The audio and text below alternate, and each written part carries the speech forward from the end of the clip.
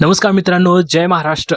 मित्रांनो, महाभारतात एक ओळ आहे. सत्तेच्या सरीपाटावर जेव्हा आपलीच माणसं फासे उलटे टाकायला लागतात तेव्हा पराभवासाठी शत्रूंची गरज उरत नाही. आणि सध्या महाराष्ट्राच्या राजकारणात विशेषतः अजितदादांच्या राष्ट्रवादी काँग्रेसमध्ये अगदी असंच काहीसं चित्र पाहायला मिळतंय. गेल्या काही दिवसांपासूनच टीव्हीच्या चर्चा असोत किंवा वर्तमानपत्रांच्या हेडलाईन्स, एक गोष्ट सतत समोर येते, राष्ट्रवादीत सगळं काही सुरळीत नाहीये. पण मंडळी, वरवर जे दिसतंय ना ते फक्त हिमनगाचं टोक आहे. खरी खेळी तर पडद्यामागे सुरू आहे. अजितदादांच्या राजकीय अडचणीनंतर जेव्हा सगळ्यांना वाटलं होतं की सुनेत्रा वहिनींनी पक्षाची धुरा सांभाळतील, तेव्हाच शांतपणे एक 28 वर्षांचा तरुण पक्षाच्या महत्त्वाच्या चाव्या आपल्या हातात घेत होता. आणि विशेष म्हणजे त्या तरुणाच्या वाढत्या प्रभावामुळे थेट दिल्लीत मजबूत पकड असलेले प्रफुल्ल पटेल आणि महाराष्ट्रात पक्षाचा भक्कम पाया मानला जाणारे सुनील तटकरे सुद्धा आता साईडलाईन झाल्याची चर्चा रंगू लागली आहे. होय, आपण बोलतोय पार्थ पवार यांच्याबद्दल. सध्या राष्ट्रवादीच्या गोटातून जी आतली माहिती बाहेर येते ती ऐकून राजकीय वर्तुळात अनेकांच्या भुवया उंचावल्या आहेत. आणि पुढे जे घडतंय ते अजूनच धक्कादायक आहे. खुसबुज तर अशी आहे की राष्ट्रवादीत सध्या सुनेत्रा पवार या फक्त नावापुरत्या नेत्या उरल्या आहेत. पडद्यामागून सगळी सूत्र हलवणारा आणि गेल्या काही दिवसात पक्षात जो काही गोंधळ उडालाय त्यामागचा खरा चेहरा पार्थ पवार असल्याची जोरदार चर्चा राजकीय वर्तुळात सुरू आहे. आता तुम्ही म्हणाल, हे सगळं फक्त हवेतलं बोलणं आहे का? तर अजिबात नाही. निवडणूक आयोगाला गेलेलं ते वादग्रस्त पत्र, आमदारांची अचानक झालेली कोंडी, प्रफुल्ल पटेल आणि सुनील तटकरे यांनी थेट शरद पवारांच्या सिल्वर ओकवर मारलेली धाव, आणि या सगळ्यावर कळस म्हणजे शनिवारी रात्री 10 वाजता कोणालाही कल्पना न देता गाडीच्या लाईट्स डिम करून पार्थ पवारांनी घेतलेली देवेंद्र फडणवीसांची गुप्त भेट, या सगळ्या घटनांनी आता राष्ट्रवादीतल्या अंतर्गत संघर्षाला अक्षरशः तोंड फुटलं आहे.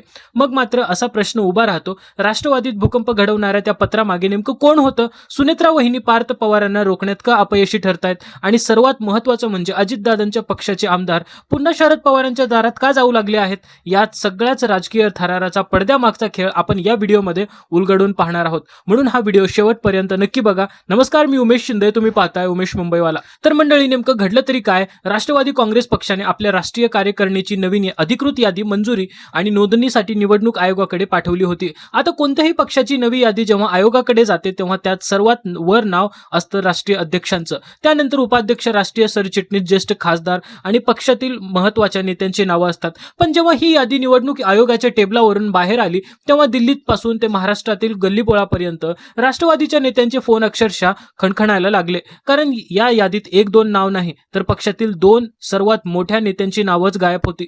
होय, प्रफुल्ल पटेल यांचं नाव नव्हतं, सुनील तटकरे यांचंही नाव नव्हतं. आणि हे समोर येताच राजकीय वर्तुळात एकच खळबळ उडाली.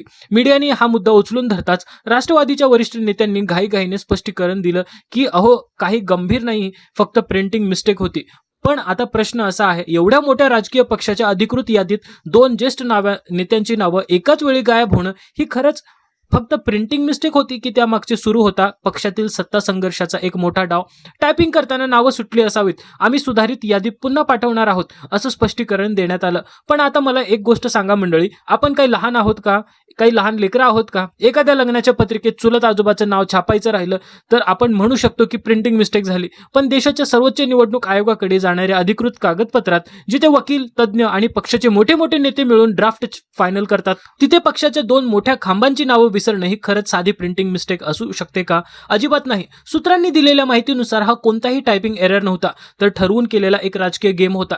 हे पत्र तयार होत असताना पक्षातील जुने आणि अनुभवी नेते मुद्दाम या प्रक्रियेपासून दूर ठेवण्यात आले होते. आणि सगळ्यात धक्कादायक म्हणजे हा संपूर्ण पत्र प्रपंच पार्थ पवार यांच्या देखरेखीखाली झालेल्या चर्चा आता जोर धरताय. पार्थ पवारांना पक्षात एक स्पष्ट संदेश द्यायचा होता. आता काळ बदललाय, आता निर्णय दिल्लीतून नाही तर थेट बारामतीतून होणार. पण हा डाव खेळताना पार्थ पवारांच्या हातून एक मोठी चूक झाली. त्यांनी थेट अशा नेत्यांना साईडलाईन करण्याचा प्रयत्न केला ज्यांच्या हातात पक्षाची कायदेशीर, संघटनात्मक आणि राजकीय सूत्र आहेत. अजितदादांच्या राजकीय अडचणीनंतर कार्यकर्त्यांना वाटलं होतं की आता सुनेत्रा वहिनी पुढे येतील आणि पक्षाला स्थिर ठेवतील. काही बाबतीत त्यांनी तसं करण्याचाही प्रयत्न केला, कारण सुनेत्रा वहिनींच्या स्वभावात शांतता, संयम आहे आणि संघर्ष टाळण्याची वृत्ती सुद्धा. सगळ्यांना सोबत घेऊन जाण्याचा त्यांचा स्वभाव आहे आणि सुरुवातीला तसं चित्रही दिसत होतं. अनेक महत्त्वाच्या बैठका सुनेत्रा वहिनींच्या अध्यक्षतेखाली झाल्या. पण जसा जसा वेळ पुढे गेला तसतसं पक्षातील नेत्यांना एक गोष्ट स्पष्टपणे जाणवू लागली, निर्णय वहिनी घेत नाहीयेत, निर्णय घेतोय पार्थ पवार. राष्ट्रवादीच्या गोटात गेल्या काही दिवसांपासून जी कुजबूज सुरू आहे ती अत्यंत गंभीर मानली जाते. पक्षाचे अनेक आमदार आणि पदाधिकारी खासगीत बोलताना म्हणतायत की पार्थ पवार आता सुनेत्रा वहिनींचं सुद्धा ऐकत नाहीयेत. राजकारणात एक नियम असतो, घरातल्या किंवा पक्षातल्या नव्या पिढीकडून एखादी चूक झाली तर ज्येष्ठ मंडळी पुढे येऊन परिस्थिती सावरण्याचा प्रयत्न करतात. पण जेव्हा या पात्राचा वाद उभा राहिला तेव्हा संपूर्ण महाराष्ट्राची नजर सुनेत्रा वहिनींकडे लागली होती. लोकांना वाटलं होतं की त्या पत्रकार परिषद घेतील, प्रफुल्ल पटेल आणि सुनील तटकरे यांना सोबत बसवतील आणि स्पष्ट सांगतील की आमच्यात कोणताही वाद नाही, हे आमचे ज्येष्ठ नेते आहेत आणि कायम राहतील. पण तसं काहीच घडलं नाही. सुनेत्रा वहिनींनी पूर्ण मौन बाळगलं. एकही शब्द त्या बोलल्या नाहीत. त्यांनी या विषयावर स्पष्टीकरण देण्याची साधी तसदीही घेतली नाही. आणि आता त्यांच्या या मौनाचे फक्त दोन अर्थ काढले जात आहेत. एक तर या संपूर्ण पत्र प्रकरणाला त्यांचा मूक पाठिंबा होता, किंवा दुसरं म्हणजे त्या पार्थ पवारांना या सगळ्या गोष्टींपासून रोखू शकल्या नाहीत. सूत्रांच्या माहितीनुसार सुनेत्रा वहिनी पक्षात पार्थ पवारांचा वाढता हस्तक्षेप थांबवण्यात पूर्णपणे असमर्थ ठरत आहेत.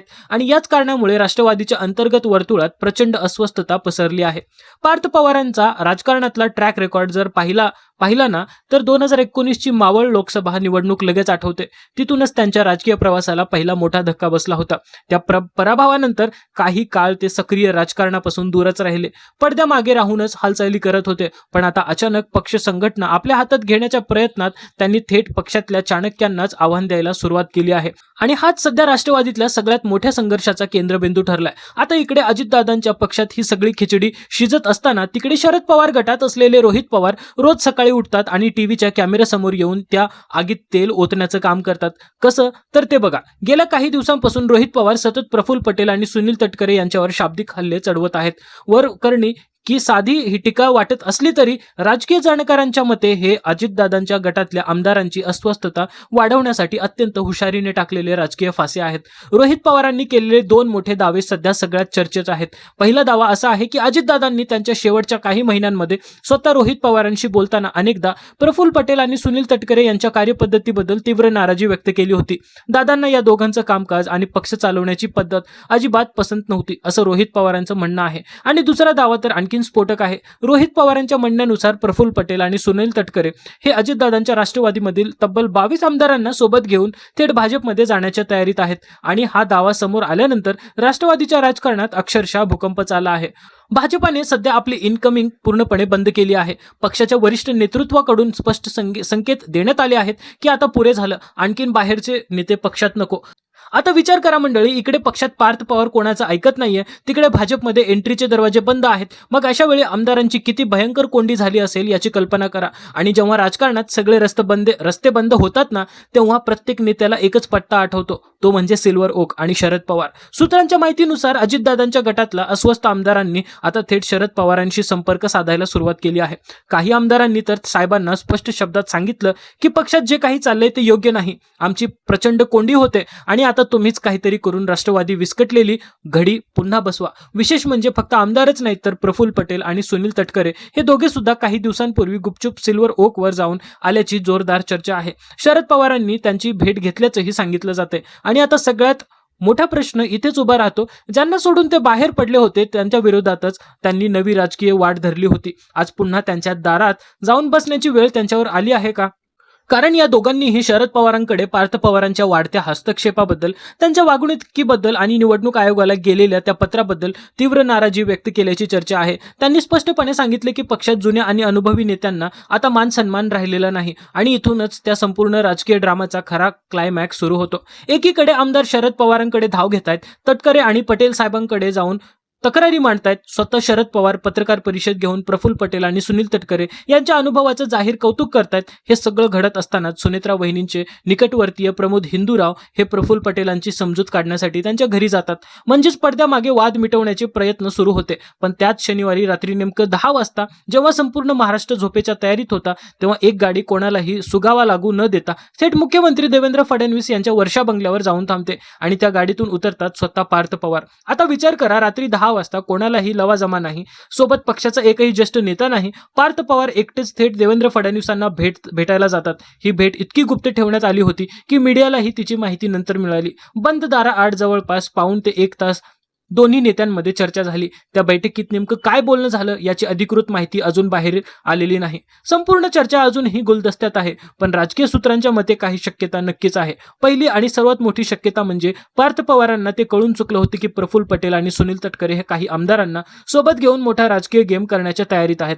त्यामुळे आपल्या पायाखालची वाळू सरकू नये, पक्षावरची पकड ढिली होऊ नये आणि परिस्थिती हाताबाहेर जाऊ नये म्हणून पार्थ पवार थेट भाजपतील सर्वात प्रभावशाली नेता मानल्या जाणाऱ्या देवेंद्र फडणवीसांकडे मदत मागण्यासाठी किंवा परिस्थिती नियंत्रणात ठेवण्यासाठी गेले असावेत. दुसरी शक्यता अशीही व्यक्त केली जाते की जर पक्षात खरंच फूट पडली तर भाजप आपल्याला आणि सुनेत्रा वहिनींना साथ देणार का याची खात्री करून घेण्यासाठी पार्थ पवार फडणवीसांना भेटायला गेले असावेत. म्हणजे स्वतःचं राजकीय भविष्य सुरक्षित करण्याचा हा प्रयत्न होता असा प्रश्न आता विचारला जातोय. आणि तिसरी महत्वाची शक्यता म्हणजे निवडणूक आयोगाला गेलेल्या त्या पत्रावरून जो वाद निर्माण झाला तो कोणतीही प्रिंटिंग मिस्टेक नव्हती, तर ती आमची ठरवून आखलेली स्ट्रॅटेजी होती हे सांगण्यासाठीच पार्थ पवार गेले होते का, अशी ही चर्चा आता राजकीय वर्तुळात रंगली होती. कारण काहीही असो, पण अजितदादानंतर पार्थ पवार त्या पद्धतीने स्वतःहून मोठे मोठे राजकीय निर्णय घ्यायला लागले आहेत. रात्रीच्या वेळी मुख्यमंत्र्यांना गुप्त भेटी द्यायला लागले आहेत. त्यामुळे पक्षात समन्वय निर्माण होण्याऐवजी गोंधळ आणि संशयाचं वातावरण 100 पटीने वाढलेलं आहे. मंडळी, तुम्हाला काय वाटतं? कमेंट करून नक्की सांगा. चॅनेलवरती नवीन असाल तर सबस्क्राईब नक्की करा. भेटूया पुढच्या व्हिडिओमध्ये. तोपर्यंत जय हिंद, जय महाराष्ट्र.